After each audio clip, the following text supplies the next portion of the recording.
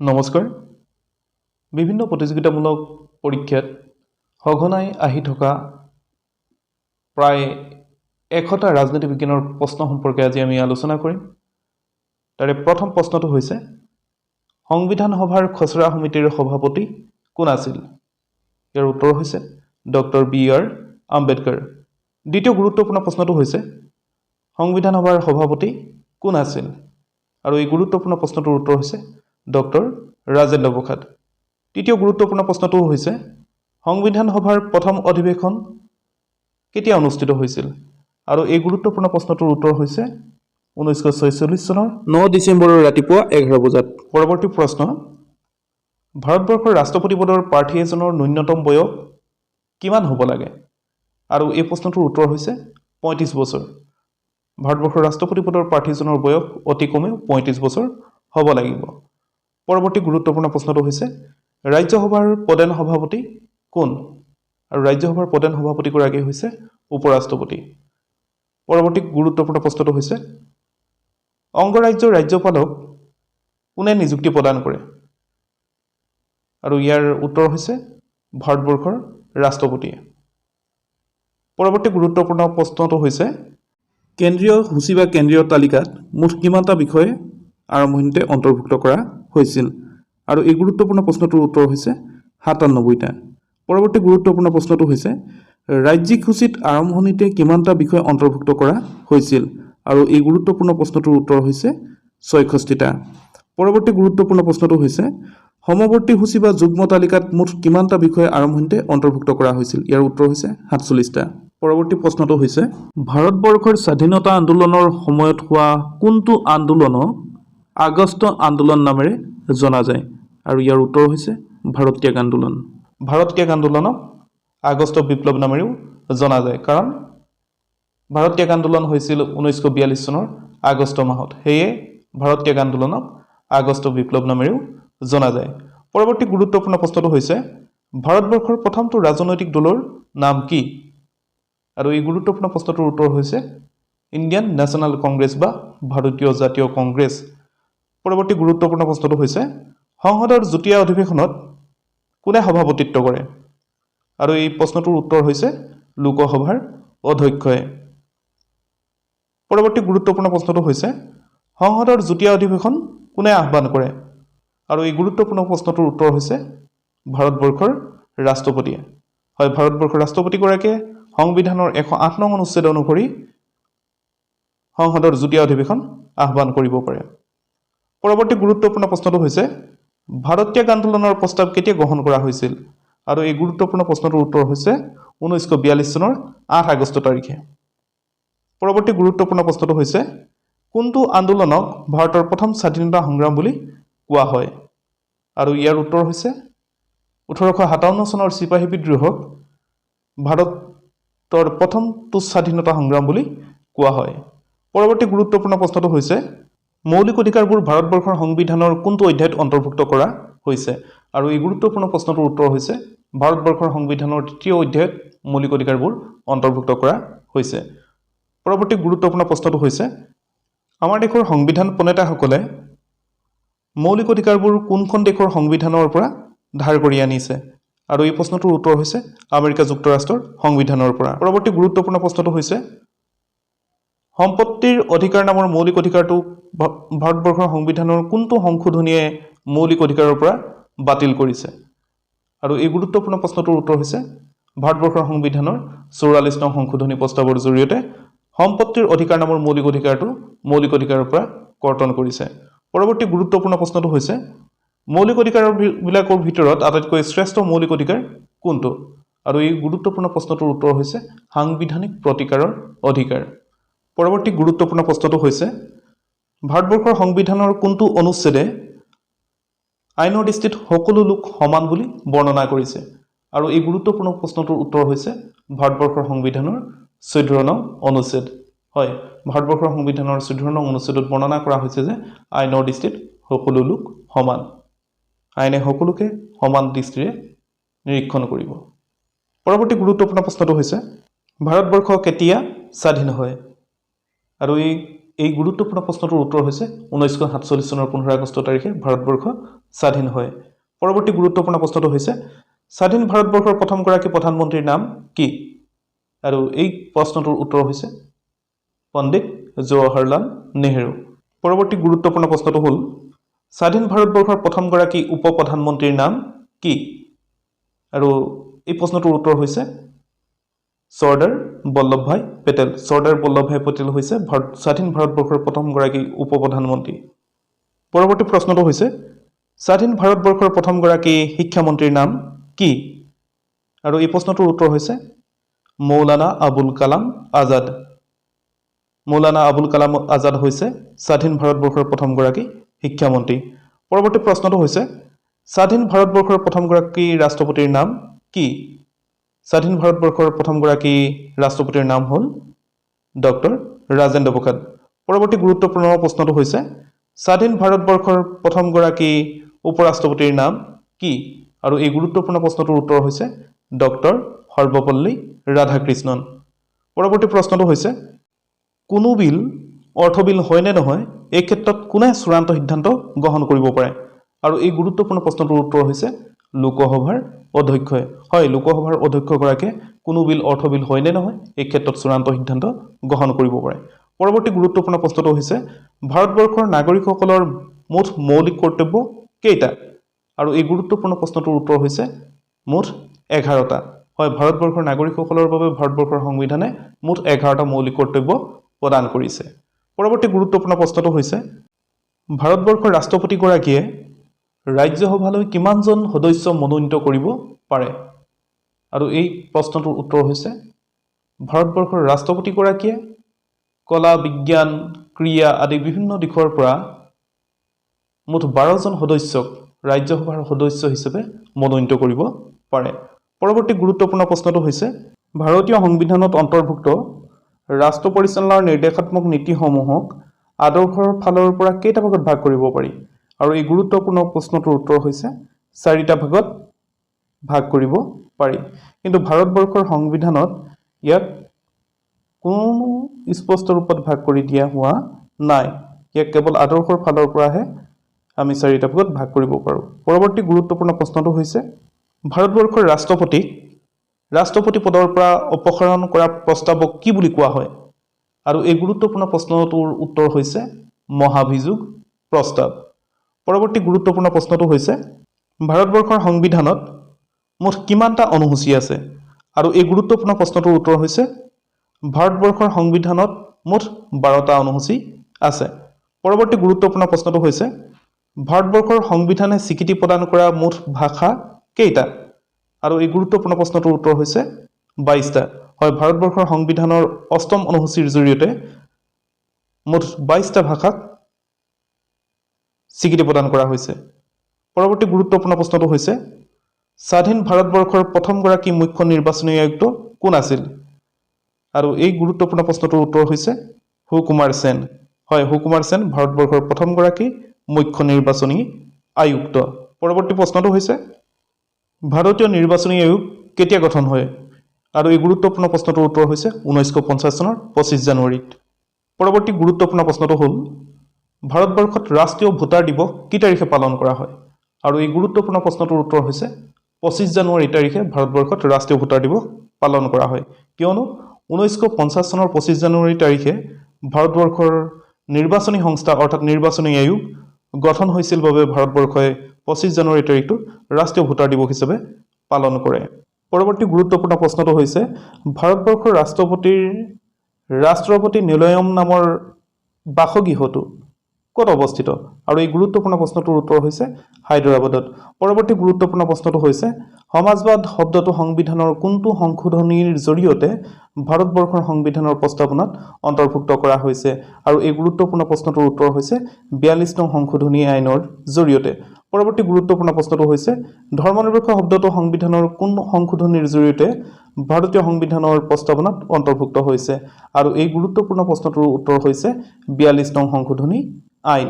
পৰৱৰ্তী গুৰুত্বপূৰ্ণ প্ৰশ্নটো হৈছে কোনটো অনুচ্ছেদত ভাৰতক এখন সংঘৰাজ্য বুলি ঘোষণা কৰা হৈছে আৰু এই গুৰুত্বপূৰ্ণ প্ৰশ্নটোৰ উত্তৰ হৈছে 1 নং অনুচ্ছেদ। পৰৱৰ্তী গুৰুত্বপূৰ্ণ প্ৰশ্নটো হৈছে ভাৰতবৰ্ষৰ ৰাষ্ট্ৰপতিগৰাকীয়ে কাৰ্যভাৰ গ্ৰহণ কৰাৰ আগত কাৰ ওচৰত শপত বাক্য পাঠ কৰিব লাগে আৰু এই গুৰুত্বপূৰ্ণ প্ৰশ্নটোৰ উত্তৰ হৈছে ভাৰতবৰ্ষৰ উচ্চতম ন্যায়ালয়ৰ মুখ্য ন্যায়াধীশৰ ওচৰত।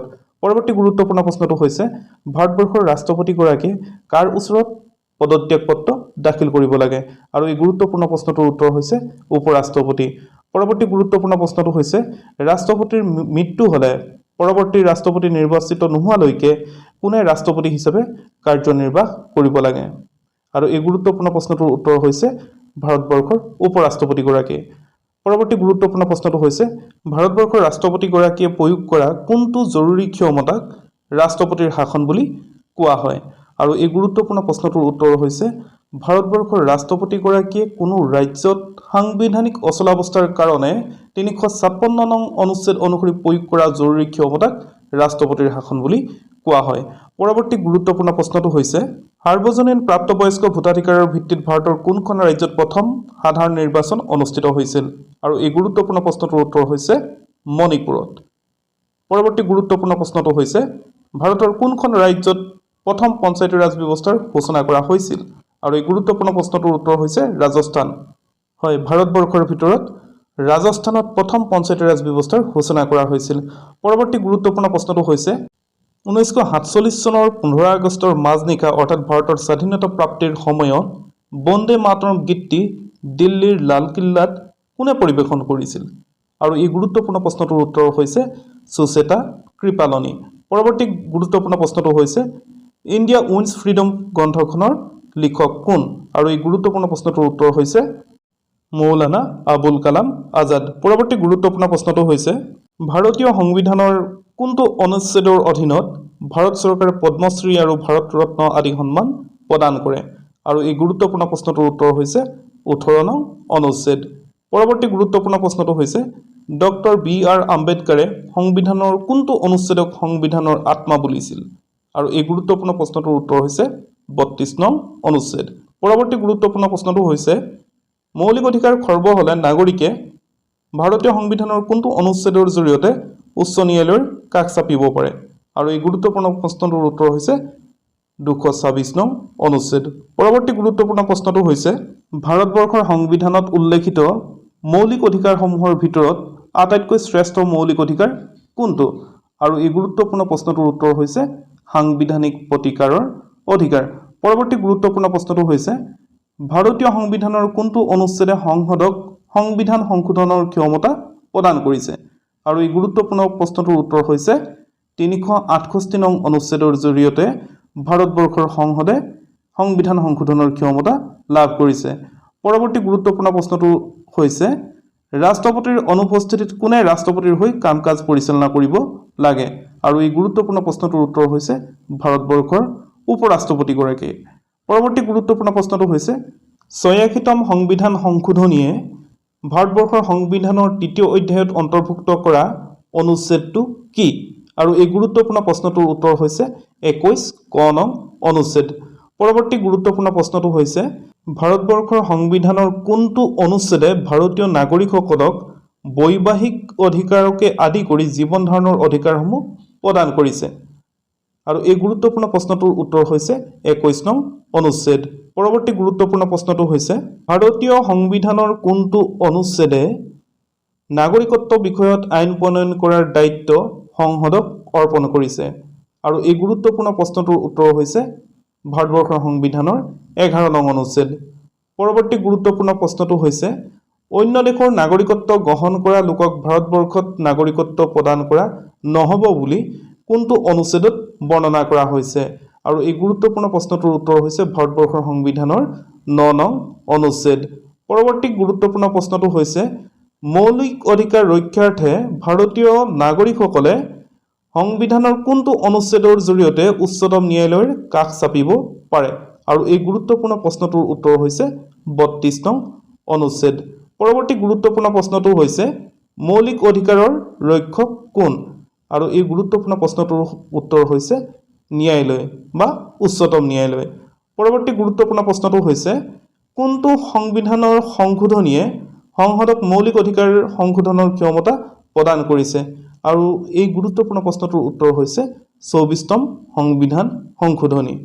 পৰৱৰ্তী গুৰুত্বপূৰ্ণ প্ৰশ্নটো হৈছে ভাৰতবৰ্ষৰ সংবিধানৰ কোনটো অনুচ্ছেদে সামাজিক ন্যায় প্ৰতিষ্ঠা কৰিবৰ বাবে অস্পৃশ্য বা অস্পৃশ্যতা নীতিক বৰ্জন কৰিছে?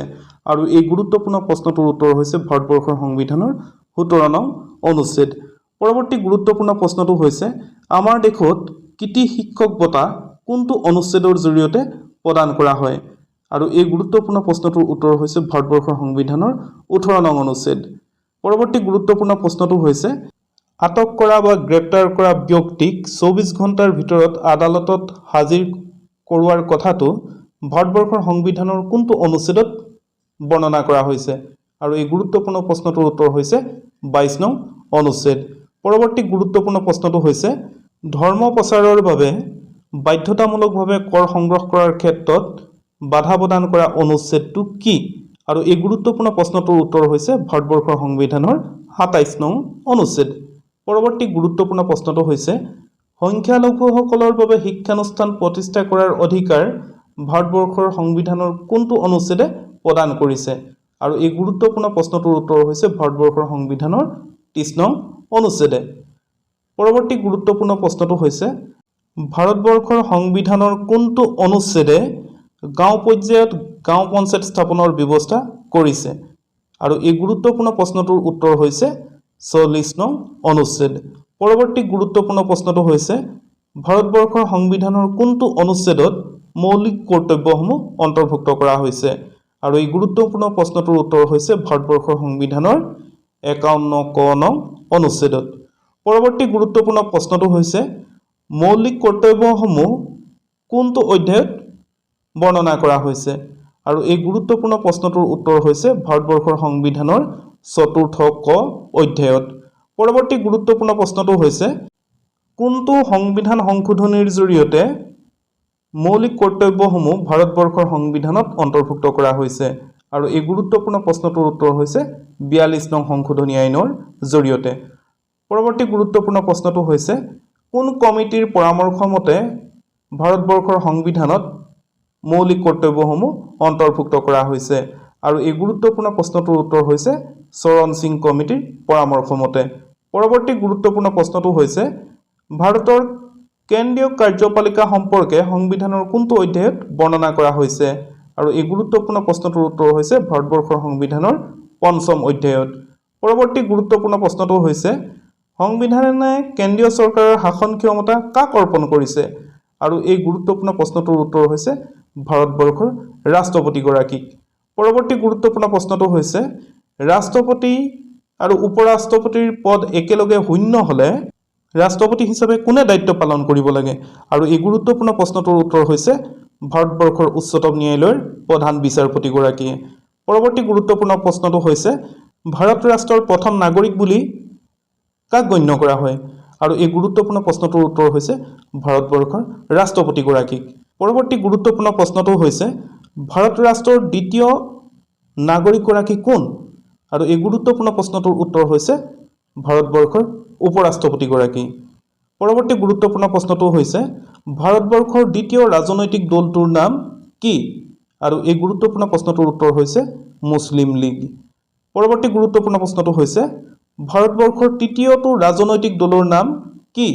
আৰু এই গুৰুত্বপূৰ্ণ প্ৰশ্নটোৰ উত্তৰ হৈছে হিন্দু মহাসভা। পৰৱৰ্তী গুৰুত্বপূৰ্ণ প্ৰশ্নটো হৈছে ভাৰতবৰ্ষৰ চতুৰ্থ ৰাজনৈতিক দলটোৰ নাম কি? আৰু এই গুৰুত্বপূৰ্ণ প্ৰশ্নটোৰ উত্তৰ হৈছে স্বৰাজ পাৰ্টি। পৰৱৰ্তী গুৰুত্বপূৰ্ণ প্ৰশ্নটো হৈছে ভাৰতবৰ্ষৰ পঞ্চমটো ৰাজনৈতিক দলৰ নাম কি? আৰু এই গুৰুত্বপূৰ্ণ প্ৰশ্নটোৰ উত্তৰ হৈছে ভাৰতীয় সাম্যবাদী দল। পৰৱৰ্তী গুৰুত্বপূৰ্ণ প্ৰশ্নটো হৈছে ভাৰতবৰ্ষৰ ভিতৰত প্ৰথম আঞ্চলিক ৰাজনৈতিক দল কোনটো? আৰু এই গুৰুত্বপূৰ্ণ প্ৰশ্নটোৰ উত্তৰ হৈছে DMK বা দ্ৰাবিড়া মুনেত্ৰা কাজগাম। পৰৱৰ্তী গুৰুত্বপূৰ্ণ প্ৰশ্নটো হৈছে ভাৰতবৰ্ষৰ প্ৰথমটো বাওঁপন্থী ৰাজনৈতিক দলৰ নাম কি? আৰু এই গুৰুত্বপূৰ্ণ প্ৰশ্নটোৰ উত্তৰ হৈছে ভাৰতীয় সাম্যবাদী দল। পৰৱৰ্তী গুৰুত্বপূৰ্ণ প্ৰশ্নটো হৈছে ভাৰতীয় সাম্যবাদী দল কেতিয়া গঠন হৈছিল? আৰু এই গুৰুত্বপূৰ্ণ প্ৰশ্নটোৰ উত্তৰ হৈছে 1924 চনত। পৰৱৰ্তী গুৰুত্বপূৰ্ণ প্ৰশ্নটো হৈছে ভাৰতীয় জাতীয় কংগ্ৰেছৰ প্ৰথম অধিৱেশন ক'ত অনুষ্ঠিত হৈছিল আৰু এই গুৰুত্বপূৰ্ণ প্ৰশ্নটোৰ উত্তৰ হৈছে মুম্বাইত। পৰৱৰ্তী গুৰুত্বপূৰ্ণ প্ৰশ্নটো হৈছে ভাৰতীয় জাতীয় কংগ্ৰেছৰ প্ৰথম অধিৱেশনত কোনে সভাপতিত্ব কৰিছিল আৰু এই গুৰুত্বপূৰ্ণ প্ৰশ্নটোৰ উত্তৰ হৈছে উমেশ চন্দ্ৰ বেনাৰ্জীয়ে। পৰৱৰ্তী গুৰুত্বপূৰ্ণ প্ৰশ্নটো হৈছে ভাৰত ত্যাগ আন্দোলনৰ মূল শ্লোগানটো কি আছিল আৰু এই গুৰুত্বপূৰ্ণ প্ৰশ্নটোৰ উত্তৰ হৈছে কৰা নাইবা মৰা। পৰৱৰ্তী গুৰুত্বপূৰ্ণ প্ৰশ্নটো হৈছে কংগ্ৰেছৰ কোনখন অধিৱেশনত অসহযোগ আন্দোলনৰ প্ৰস্তাৱত অনুমোদন জনোৱা হৈছিল আৰু এই গুৰুত্বপূৰ্ণ প্ৰশ্নটোৰ উত্তৰ হৈছে কংগ্ৰেছৰ নাগপুৰ অধিৱেশনত। পৰৱৰ্তী গুৰুত্বপূৰ্ণ প্ৰশ্নটো হৈছে ভাৰতীয় জাতীয় কংগ্ৰেছৰ কোনখন অধিৱেশনত অসহযোগ আন্দোলনৰ প্ৰস্তাৱ উত্থাপন কৰা হৈছিল আৰু এই গুৰুত্বপূৰ্ণ প্ৰশ্নটোৰ উত্তৰ হৈছে লালা লাজপত ৰায়ৰ সভাপতিত্বত বহা কলিকতা অধিৱেশনত। পৰৱৰ্তী গুৰুত্বপূৰ্ণ প্ৰশ্নটো হৈছে অসহযোগ আন্দোলনত মহাত্মা গান্ধীয়ে ত্যাগ কৰা উপাধিটো কি আৰু এই গুৰুত্বপূৰ্ণ প্ৰশ্নটোৰ উত্তৰ হৈছে কেশৰী-ই-হিন্দ। পৰৱৰ্তী গুৰুত্বপূৰ্ণ প্ৰশ্নটো হৈছে ভাৰতীয় জাতীয় কংগ্ৰেছৰ 1920 চনৰ নাগপুৰ অধিৱেশনত উপস্থিত থকা একমাত্ৰ অসমীয়াজনৰ নাম কি আৰু এই গুৰুত্বপূৰ্ণ প্ৰশ্নটোৰ উত্তৰ হৈছে কৰ্মবীৰ নবীন চন্দ্ৰ বৰদলৈ। পৰৱৰ্তী গুৰুত্বপূৰ্ণ প্ৰশ্নটো হৈছে কংগ্ৰেছৰ কোন অধিৱেশনত পূৰ্ণ স্বৰাজ দাবী উত্থাপন কৰা হৈছিল আৰু এই গুৰুত্বপূৰ্ণ প্ৰশ্নটোৰ উত্তৰ হৈছে 1929 চনৰ লাহোৰ অধিৱেশনত পূৰ্ণ স্বৰাজ দাবী উত্থাপন কৰা হৈছিল। পৰৱৰ্তী গুৰুত্বপূৰ্ণ প্ৰশ্নটো হৈছে ভাৰতীয় জাতীয় কংগ্ৰেছৰ কোনখন অধিৱেশনত আইন অমান্য আন্দোলনৰ প্ৰস্তাৱ গ্ৰহণ কৰা হৈছিল আৰু এই গুৰুত্বপূৰ্ণ প্ৰশ্নটোৰ উত্তৰ হৈছে 1929 চনৰ লাহোৰ অধিৱেশনত। পৰৱৰ্তী গুৰুত্বপূৰ্ণ প্ৰশ্নটো হৈছে ভাৰতীয় জাতীয় কংগ্ৰেছৰ কোনখন অধিৱেশনত 26 জানুৱাৰী দিনটোক স্বাধীনতা দিৱস হিচাপে উদযাপন কৰিবলৈ সিদ্ধান্ত গ্ৰহণ কৰা হৈছিল আৰু এই গুৰুত্বপূৰ্ণ প্ৰশ্নটোৰ উত্তৰ হৈছে 1929 চনৰ লাহোৰ অধিৱেশনত। পৰৱৰ্তী গুৰুত্বপূৰ্ণ প্ৰশ্নটো হৈছে ঐতিহাসিক দাণ্ডী যাত্ৰা কেতিয়া আৰম্ভ হৈছিল আৰু এই গুৰুত্বপূৰ্ণ প্ৰশ্নটোৰ উত্তৰ হৈছে 1930 চনৰ 12 মাৰ্চ তাৰিখে।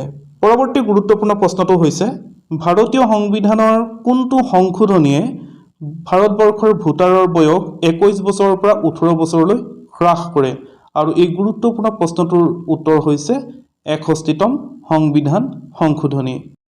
পৰৱৰ্তী গুৰুত্বপূৰ্ণ প্ৰশ্নটো হৈছে ভাৰতৰ ৰাষ্ট্ৰপতিগৰাকীক ন্যস্ত কৰাৰ জৰুৰী ক্ষমতাবোৰ সংবিধানৰ কোনটো অধ্যায়ত অন্তৰ্ভুক্ত কৰা হৈছে আৰু এই গুৰুত্বপূৰ্ণ প্ৰশ্নটোৰ উত্তৰ হৈছে ভাৰতবৰ্ষৰ সংবিধানৰ অষ্টাদশ অধ্যায়ত। হয়, ভাৰতবৰ্ষৰ সংবিধানৰ অষ্টাদশ অধ্যায়ত বা 18 নং অধ্যায়ত জৰুৰী ক্ষমতাবোৰ আলোচনা কৰা হৈছে। পৰৱৰ্তী গুৰুত্বপূৰ্ণ প্ৰশ্নটো হৈছে তিনিখন তালিকাত অন্তৰ্ভুক্ত নোহোৱা বা অৱশিষ্ট বিষয়বোৰত আইন প্ৰস্তুত কৰাৰ দায়িত্ব কোনে লাভ কৰিছে আৰু এই গুৰুত্বপূৰ্ণ প্ৰশ্নটোৰ উত্তৰ হৈছে ভাৰতবৰ্ষৰ সংসদে বা কেন্দ্ৰীয় আইনসভা বা বিধানমণ্ডলে। পৰৱৰ্তী গুৰুত্বপূৰ্ণ প্ৰশ্নটো হৈছে সংবিধান সভাৰ খচৰা কমিটিখন সংবিধান সভাৰ কোন অধিৱেশনত গঠন কৰা হৈছিল আৰু এই গুৰুত্বপূৰ্ণ প্ৰশ্নটোৰ উত্তৰ হৈছে সংবিধান সভাৰ 5ম অধিৱেশনত। হয়, ভাৰতবৰ্ষৰ সংবিধান সভাৰ খচৰা কমিটিখন সংবিধান সভাৰ 5ম অধিৱেশনত গঠন কৰা হৈছিল। পৰৱৰ্তী গুৰুত্বপূৰ্ণ প্ৰশ্নটো হৈছে সংবিধানৰ প্ৰথম খচৰাখন কোনে প্ৰস্তুত কৰিছিল আৰু এই গুৰুত্বপূৰ্ণ প্ৰশ্নটোৰ উত্তৰ হৈছে বি.এন. ৰাও। হয়, ভাৰতবৰ্ষৰ সংবিধানৰ প্ৰথম খচৰাখন বি.এন. ৰাওৱে প্ৰস্তুত কৰিছিল। পৰৱৰ্তী গুৰুত্বপূৰ্ণ প্ৰশ্নটো হৈছে ভাৰতীয় সংবিধানৰ চূড়ান্ত খচৰাখন কোনে প্ৰস্তুত কৰিছিল আৰু এই গুৰুত্বপূৰ্ণ প্ৰশ্নটোৰ উত্তৰ হৈছে এছ.এন. মুখাৰ্জীয়ে। যিসকলে চেনেলটো ছাবস্ক্ৰাইব কৰা নাই কৰি ল'ব, কাৰণ এই চেনেলৰ পৰা পাব্লিক মোডত আৰু ভিডিঅ' আপলোড কৰা নহয়, গতিকে আপোনালোকে চাবলৈ নাপাব। গতিকে যিসকলে ছাবস্ক্ৰাইব কৰা নাই সোনকালে কৰি লওক আৰু যদি ভিডিঅ'টো ভাল পালে লাইক, কমেণ্ট আৰু চেনেলটো ছাবস্ক্ৰাইব কৰিব। ধন্যবাদ।